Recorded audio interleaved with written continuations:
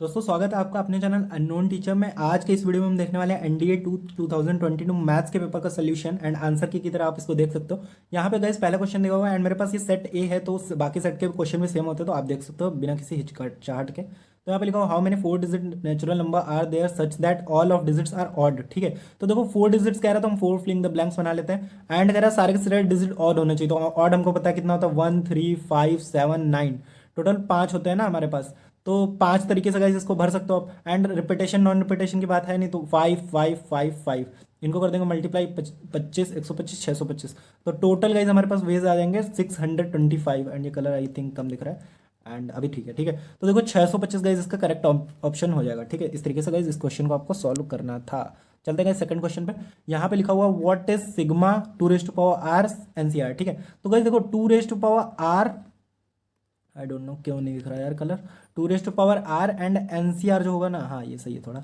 2 raise to power r NCR होगा, तो इसमें गाइस वैल्यू रखो एंड आपको खुद पता चल जाएगा कि क्या लिखा हुआ है। 2 raise to power 0 and NC0 plus 2 raise to power 1 NC1 plus and last में जाओगे तो हो जाएगा 2 raise to power n NCN। ठीक है, तो NCN।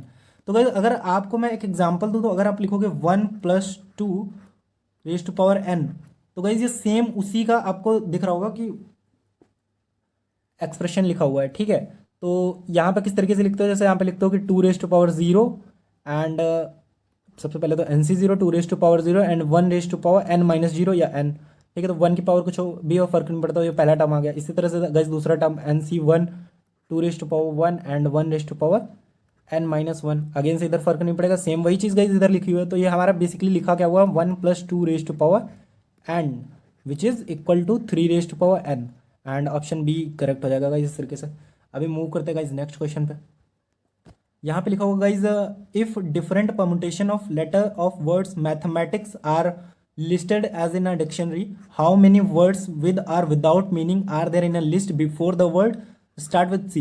देखो गाइज अब यहाँ पे before the word start with C, C के पहले आने वाले कितने वर्ड होंगे ये पूछ रहा है, मीनिंग और मीनिंगलेस। ठीक है, तो सी से पहले गाइज वही वर्ड आएंगे जो हमारे ए से स्टार्ट होंगे, एंड ए से स्टार्ट होंगे तो गाइज हम ए को फिक्स कर देते हैं एंड बाकी लेटर्स को देख लेते हैं कितने हैं। ठीक है, तो बाकी लेटर्स देख लेते हैं, टोटल है 3 3 6 3 9 2 11, टोटल 11 हैं, तो एक को हटा देते तो गाइज हमारे पास 10 लेटर्स बच गए। ठीक है, तो गाइज 10 फैक्टोरियल एंड अगर ए को छोड़ दें तो हमारे पास टी और एम इन दोनों की गाइज दो दो बार रिपीटेशन हो रही है, तो 10 factorial upon 2 factorial 2 factorial guys ये हो जाएगा आपका answer. And I don't no इसका सोल्यूशन कितना हो, बट मेरा जो मैंने इस तरह का एग्जामिनेशन क्वेश्चन लगा रखा है तो सेम वर्ड्स हैं, तो शायद से ये वाला होगा। बाकी आप देख लेना इसको सॉल्व करके, आंसर ये होगा। ठीक है, 10 फैक्टोरियल अपॉन 2 फैक्टोरियल 2 फैक्टोरियल। इसके बाद नेक्स्ट क्वेश्चन पे मूव करते हैं। यहाँ पे लिखा consider the following statement and statement 1 दिया हुआ है 2 दिया हुआ है, एंड इसमें देख लेते हैं करना क्या है। बेसिकली हमको निकालना है कि कौन कौन सा सही है करेक्ट है, तो देख लेते हैं। ठीक है, यहाँ पे लिखा हुआ है if F is a subset of Z cross J defined by F इतना, then F is a function from Z to Z. तो गाइज ये फंक्शन है या नहीं, इस तरीके से कुछ पूछ रहा है। तो देखो बिल्कुल बेसिक सा है एंड बहुत ईजी है, तो मैं साइड में कर देता हूँ। यहाँ पे x y comma x minus y. ठीक है, तो मैं सबसे पहले फंक्शन की आपको डेफिनेशन बता देता हूँ कि एक एक्स की वैल्यू के लिए दो या दो से ज़्यादा वाई की वैल्यू आपकी नहीं मिलनी चाहिए, अगर ऐसा हुआ तो वो फंक्शन नहीं है। तो गाइस यहाँ पे आपको इजीली दिख रहा होगा कि अगर आप लेते हो जस्ट लाइक कि 4 एंड 2 ले लिया मैंने। ठीक है, एक्स की वैल्यू 4 वाई की वैल्यू 2, तो ये कंप्लीट एक्स है गाइस, इतना आप समझना, एंड इतना कंप्लीट वाई है मेरा इसके हिसाब से। ठीक है, तो 4 × 2 ये हो जाएगा मेरा 4 - 2। तो गाइस यहाँ पे देख रहे हो कि एक्स की वैल्यू 8 आ रही है तो वाई की वैल्यू 2 आ रही है। लेकिन अगर गाइस मैं -4 और -2 ले लूँ ना, -4 -2, तो यहाँ पे हो जाएगा -4 एंड माइनस माइनस +2, तो यहाँ पे 8 की वैल्यू के लिए गाइज -2 भी वैल्यू आ रही है, तो यहाँ पे दो वैल्यू आ रही है, so it is not a function. तो गाइज ये होगा मेरा गलत। इस तरह से सेकंड क्वेश्चन देखते हैं गाइज। लिखा हुआ है if f is a subset of n cross n defined by f। देखो सेम लिखा हुआ है x y x plus y, इसको भी सेम कॉन्सेप्ट पे आप सॉल्व करना कर लोगे, x y and comma x plus y. तो यहाँ पे भी सेम एग्जांपल लेते हैं 4 2, तो पहला हो जाएगा 8 कॉमा 6 एंड दूसरा हो जाएगा -4 -2 ले लेते हैं, तो इधर 8 ही आएगा एंड इधर आ जाएगा गाइज आपका -6। तो देख रहे हो एक्स की एक वैल्यू के लिए वाई की दो वैल्यू मिल रही है, सो that is also not a function. ठीक है, तो ये हो गया गाइज आपका करेक्ट। मतलब करेक्ट कौन सा होगा, इसको एक बार क्लियर कर देते हैं कंप्लीट पेज को। ठीक है, तो अभी देख लेते हैं क्लियर कौन सा है हमारा, ना एक सही है ना दो सही है, तो इसमें डी वाला आपका करेक्ट हो जाएगा। ठीक है, तो ये हो गया। एंड अभी देखो पांचवा देख लेते हैं। यहाँ पे लिखा हुआ कंसीडर द डिटर्मिनेंट, एक डिटर्मिनेंट दिया हुआ है जो कि बेसिक सा है। यहाँ पे लिखा हुआ है A13 A23 A33 की वैल्यू दी है, तो y z z x and x y. And the minors are respectively इतना इतना इतना, ठीक है। तो माइनर्स दिए हुए हैं तो इसको लिख लेते हैं। तो हम डायरेक्टली गाइज डिटर्मिनेंट सॉल्व कर लेते हैं ना। तो डिटर्मिनेंट किस तरीके से सॉल्व करेंगे, देखो सबसे पहले वाई जेड के रिस्पेक्ट में खोलेंगे, देखो इनकी वैल्यू दी हुई है एंड आंसर में भी एक्स वाई जेड है, तो इसी की इस लाइन के रिस्पेक्ट से खोलेंगे। तो एक्स वाई जेड ऑफ इसका हो जाएगा z minus y minus z x, इसका हो जाएगा of z minus x and plus x y and इसका हो जाएगा गाइज मेरा y माइनस एक्स। तो गाइज इसमें कुछ नहीं करना। अब देखो इतना आ गया है, डायरेक्ट क्वेश्चन था। अब इतने से गाइज आप अंदाजा लगा सकते हो। बाकी एक स्टेप और सॉल्व कर लेते हैं अगर आप कहो तो y z square minus y square z minus z square x plus z square x, गलत कर दिया, जेड एक्स स्क्वायर, ठीक है, जेड एक्स स्क्वायर एंड ये हो जाएगा plus x y square minus x square y, ठीक है। ये इस तरीके से हो जाएगा। तो गाइज यहाँ पे एक्स वाई स्क्वायर प्लस का आ रहा है, इससे ही गाइज आपके बहुत सारे ऑप्शन एलिमिनेट हो जाएंगे। देखो अगर हम देखते हैं तो ये वाला ऑप्शन होगा नहीं क्योंकि ये वाला हम पहले पढ़ चुके हैं। इसमें देखो सारी की सारी वैल्यू प्लस आ रही है एंड एक्स वाई जेड आएगा, ठीक है, सेम एक्स वाई जेड इसमें भी आएगा इसीलिए नहीं लिया, ठीक है। तो एक्स वाई जेड आएगा एंड एक्स वाई जेड हमारे इसमें नहीं है क्यों, देखो एक्स वाई का मल्टीप्लाई जब जेड से करोगे तो एक्स वाई जेड तो आना ही है एंड एक्स वाई जेड इसमें तो है नहीं, तो ये कैंसिल हो गया। एंड इसी तरीके से थर्ड देखते हैं तो हमारा इसका मल्टीप्लाई इससे होगा तो एक्स वाई एंड एक्स का मल्टीप्लाई होगा तो एक्स स्क्वायर वाई, ये आएगा हमारा, ठीक है, प्लस का, ये आएगा हमारा प्लस का। एंड जो अगर हमारा मेन आप देखोगे तो एक्स स्क्वायर वाई जो है वो माइनस का है, ठीक है, एक्स स्क्वायर वाई माइनस का आना चाहिए। तो गाइज ये भी नहीं होगा, लास्टली बचता है गाइज ये, एंड आप इसको सॉल्व करके देख लेना, ये हो गया तो ठीक है। तो इस तरीके से आंसर एलिमिनेट कर सकते हो, मैंने कर दिया। बाकी आप देख लेना किस तरीके से आप कर रहे हो। आंसर ए होगा, इसका आंसर ए होगा, ठीक है। चलो मूव करते हुए नेक्स्ट क्वेश्चन पे। यहाँ पे लिखा हुआ है if A is equal to इतना then which of the following are correct, ठीक है। Adjoint of A null matrix, guys adjoint of A की मैं ट्रिक बता चुका हूँ एंड पेपर में आप डायरेक्टली ट्रिक से कर सकते थे। बाकी देखते हैं गाइज, देखो यहाँ पे लिखने की एक्चुअली जगह कम है थोड़ी, तो थोड़ी सी दिक्कत हो रही है मुझे। 1000 कॉस थीटा को गाइज मैं सी से लिख रहा हूँ एंड साइन थीटा को एस से लिख रहा हूँ। तो guys 0 sine theta and minus cos theta.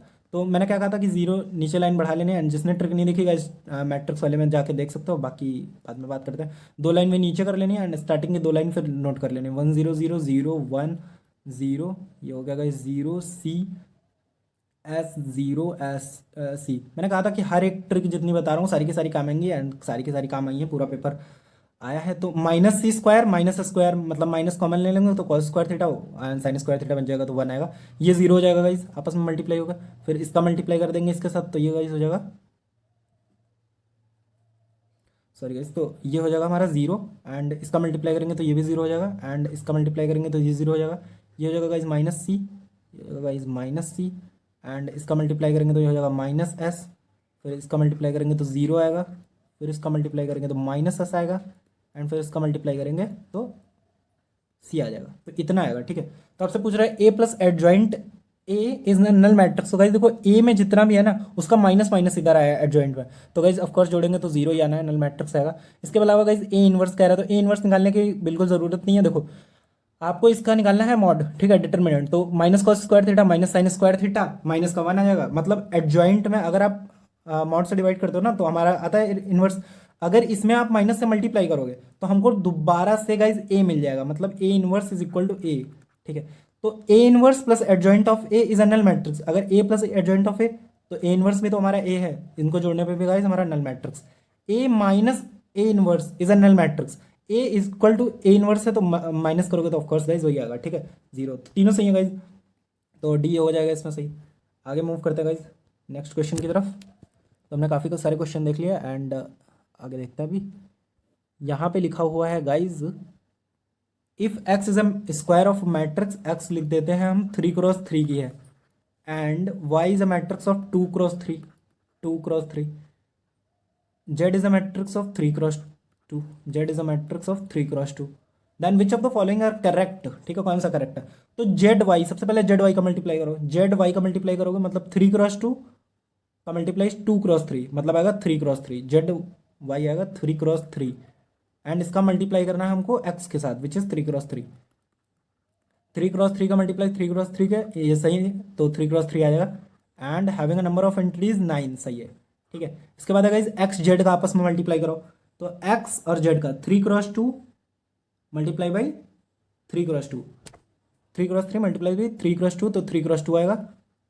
And इसके आगे हमको मल्टीप्लाई करना है y से, मतलब 2 × 3 से, 2 × 3 तो 2 × 3 मल्टीप्लाई विथ 3 × 3 मतलब 2 × 2 एंड 2 × 2 नंबर ऑफ एंटिटीज 4।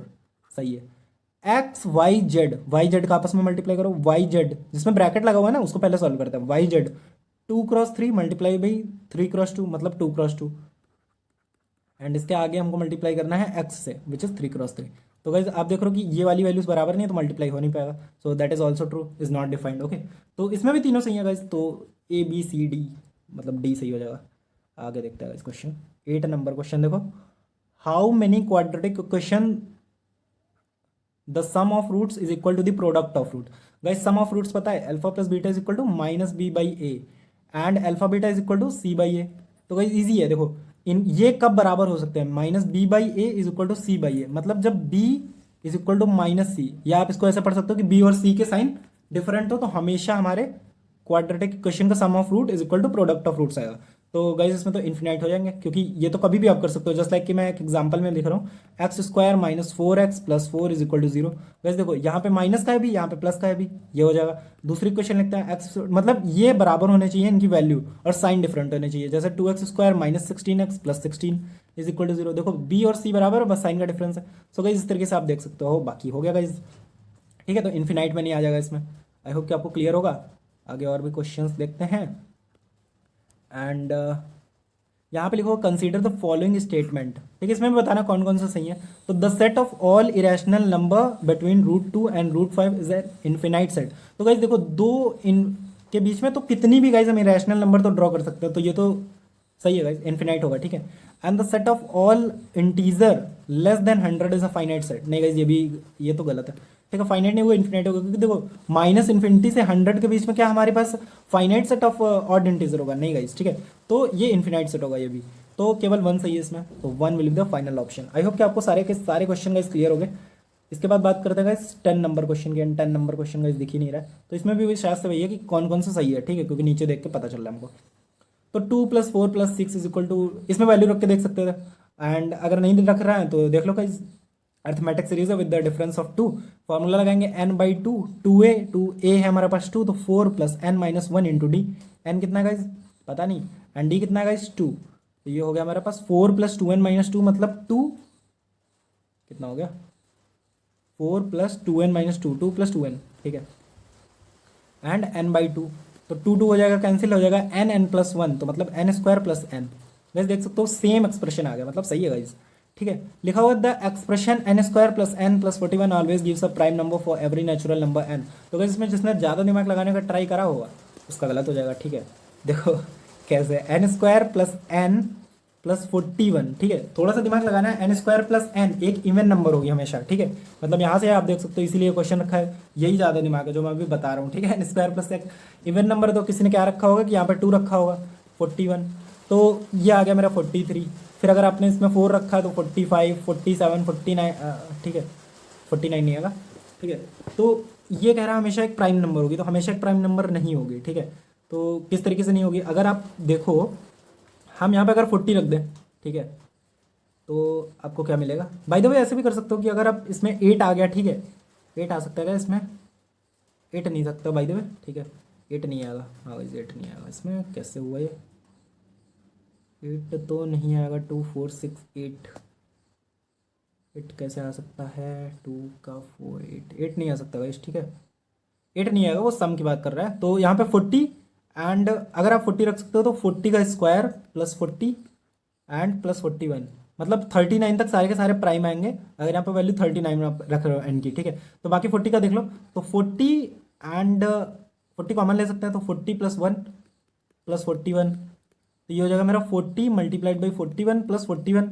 ठीक है, तो यहाँ से 41 कॉमन ले लो, तो 41 + 1 क्या लिख दिया मैंने, 40 + 1, तो 41 × 41। तो आप इसको देख सकते हो कि ये हमारा फैक्टर में बन चुका है, तो मतलब ये एक प्राइम नंबर तो नहीं आएगा, टोटल ये होगा। ठीक है, तो इसको आप कर सकते हो, जैसे 9 आप लिखा होता है ना 3 × 3, ये तो हमारे प्राइम है लेकिन 9 प्राइम नहीं है। ठीक है, तो इस तरीके से ही हमारा 41 × 41 प्राइम नहीं है, मतलब ये एक्सप्रेशन टोटली हर एक नंबर के लिए प्राइम नहीं है। तो इसमें गाइस क्या होगा, मैंने काफ़ी ज़्यादा गंदा कर दिया इसको, तो यहाँ पे केवल 1 सही होगा। ठीक है, 1 सही होगा। एंड गाइस इसके आगे क्वेश्चन की बात सेकंड पार्ट में करेंगे। इस वीडियो को एक लाइक एंड चैनल को सब्सक्राइब कर देना, बाकी टेलीग्राम ग्रुप को भी ज्वाइन कर लेना। Thank you.